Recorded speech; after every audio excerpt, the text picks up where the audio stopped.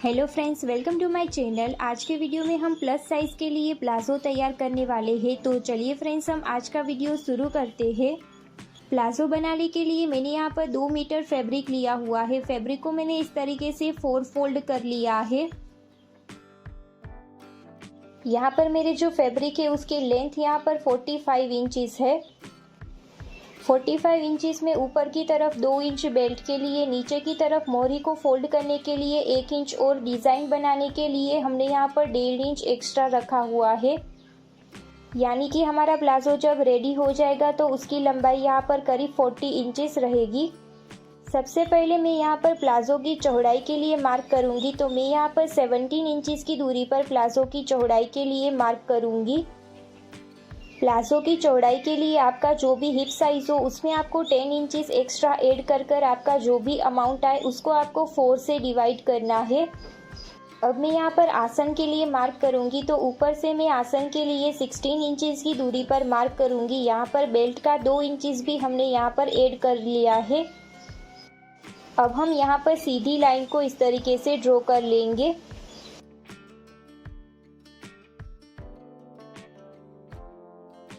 इस तरीके से लाइन को ड्रॉ करने के बाद अब मैं यहाँ से 2 इंच की दूरी पर इस तरीके से मार्क करूँगी और आसन का इस तरीके से शेप दे दूँगी।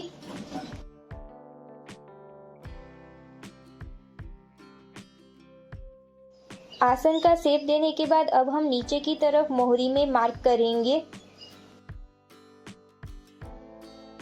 मोहरी के लिए मैं यहाँ पर फोल्ड की हुई साइड से 16 इंचज़ की दूरी पर इस तरीके से मार्क करूँगी।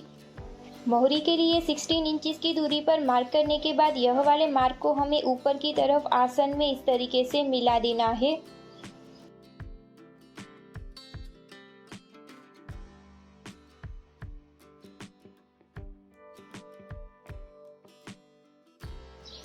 मार्क को मिलाने के बाद एक्स्ट्रा फैब्रिक को हम यहाँ से इस तरीके से कट कर देंगे। साइड में से जो एक्स्ट्रा फैब्रिक बचा हुआ है उसमें से हम म्यानी को कट करेंगे। म्यानी के लिए हमें फैब्रिक को इस तरीके से फोल्ड करना है। फिर हम उसे सेंटर से इस तरीके से फोल्ड करेंगे। यहाँ पर म्यानी की जो लंबाई है वो मैं यहाँ पर 5 इंचज़ रख रही हूँ। लंबाई के लिए हम यहाँ पर इस तरीके से 5 इंच की दूरी पर मार्क करेंगे। फिर हम फोल्ड किए हुए हिस्से से 2 इंच की दूरी पर मार्क करेंगे और दोनों ही मार्क को इस तरीके से मिला देंगे।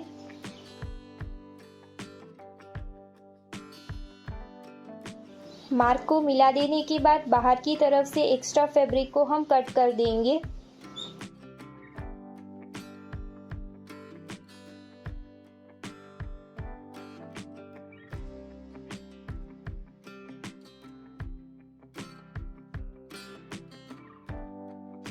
म्यानी की इस तरीके से कटिंग करने के बाद उसे अब हमें हमारे प्लाज़ो में अटैच करना है, जिसके लिए हम हमारे प्लाज़ो के दोनों ही फैब्रिक को इस तरीके से फ्रंट और बैक पार्ट को अलग कर देंगे।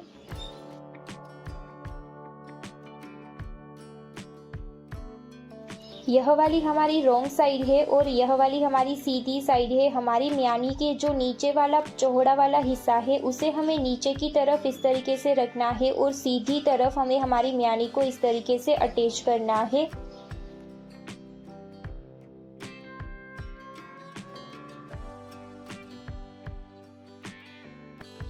इसी तरीके से इसी फैब्रिक की दूसरी तरफ हमें हमारी दूसरी म्यानी का जो चौड़ा वाला हिस्सा है वो नीचे की तरफ रखते हुए उसे भी हमें दूसरी तरफ अटैच कर लेना है। यहाँ पर मैंने दोनों ही साइड पर इस तरीके से म्यानी को अटैच कर लिया है। अब हमें हमारे प्लाज़ो का जो दूसरा वाला हिस्सा है उसे हमें इस तरीके से हमारे फ्रंट वाली साइड के ऊपर रखना है और साइड में हम सिलाई लगाएंगे।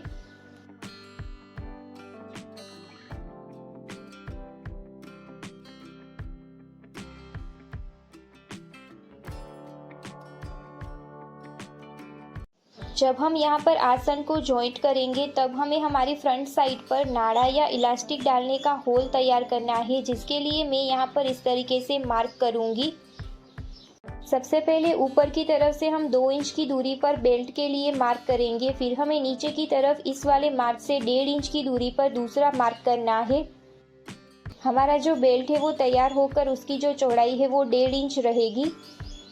बीच वाला जो 1.5 इंच जितना हिस्सा है यहाँ पर हमें सिलाई नहीं लगानी है। अब हम दोनों ही साइड को जॉइंट करेंगे, लेकिन यहाँ पर सिलाई नहीं लगाएंगे।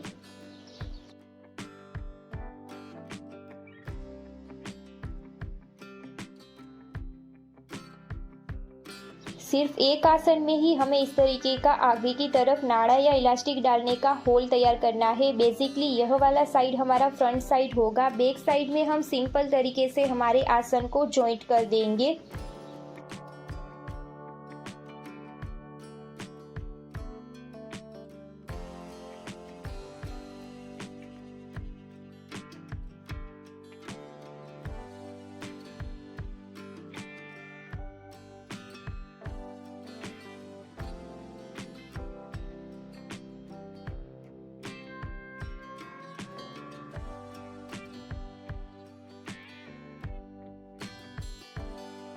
म्यानी को इस तरीके से फ्रंट और बैक साइड में अटैच करने के बाद और ऊपर की तरफ इस तरीके से नाड़ा या इलास्टिक डालने का होल तैयार करने के बाद इसकी अब हम फिनिशिंग कर लेंगे।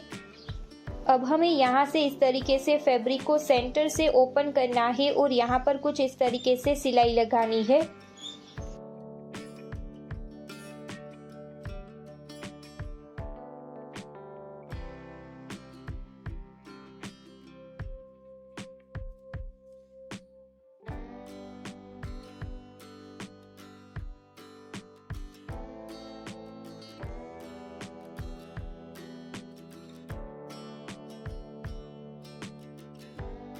यहाँ पर आप देख सकते हैं हमने होल को तैयार कर लिया है। अब हम बेल्ट की फिनिशिंग करेंगे।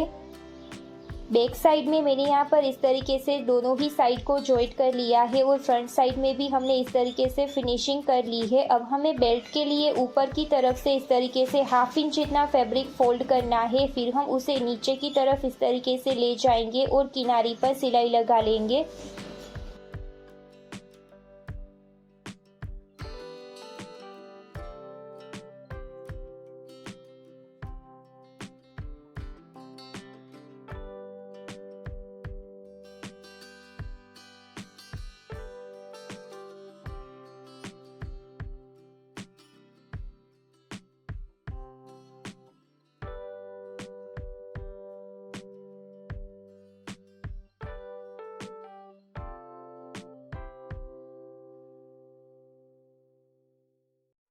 इस तरीके से होल को तैयार करने से यहाँ से आप इलास्टिक या नाड़ा को रिप्लेस भी कर सकते हैं।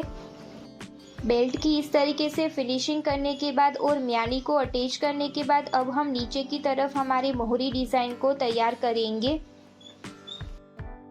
यहाँ पर मोहरी को फोल्ड कर मैंने उसकी फिनिशिंग कर ली है। फिर मैंने यहाँ से नीचे की तरफ से 2.5 इंच की दूरी पर लाइन ड्रॉ की हुई है। फिर ऊपर की तरफ 1-1 इंच की दूरी पर 2 लाइन को ड्रॉ किया हुआ है।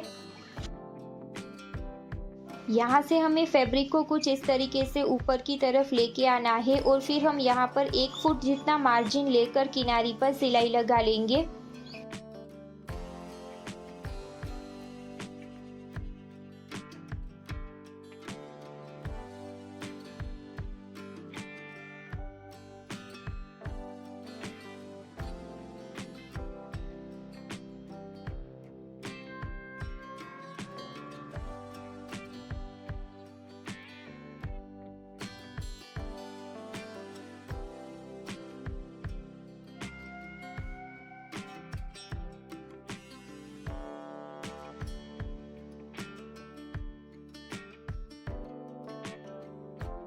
इस तरीके से हमें यहाँ पर तीनों ही लाइन पर 1 फुट जितना मार्जिन लेकर इस तरीके से किनारी पर सिलाई लगाकर हमारा डिज़ाइन तैयार कर लेना है। डिज़ाइन को तैयार करने के बाद इसके ऊपर हम इस तरीके से अच्छे से प्रेस कर लेंगे। प्लाजो की दोनों ही मोहरी पर इस तरीके का डिज़ाइन तैयार करने के बाद दो प्लाजो की सीधी साइड को हमने इस तरीके से आमने सामने रखा है। अब हम साइड में इस तरीके से सिलाई लगा लेंगे और हमारी प्लाजो की फिनिशिंग कर लेंगे। फिनिशिंग करने के बाद हमारा प्लाजो यहाँ पर इस तरीके से तैयार हो गया है। आपको वीडियो कैसा लगा मुझे कमेंट करके ज़रूर बताइएगा। वीडियो अच्छा लगा हो तो वीडियो को लाइक कीजिएगा, अपने फ्रेंड्स के साथ शेयर कीजिएगा। और चैनल पर नए हैं तो चैनल को सब्सक्राइब करना ना भूलें और पास वाले बेल आइकन को भी हिट करें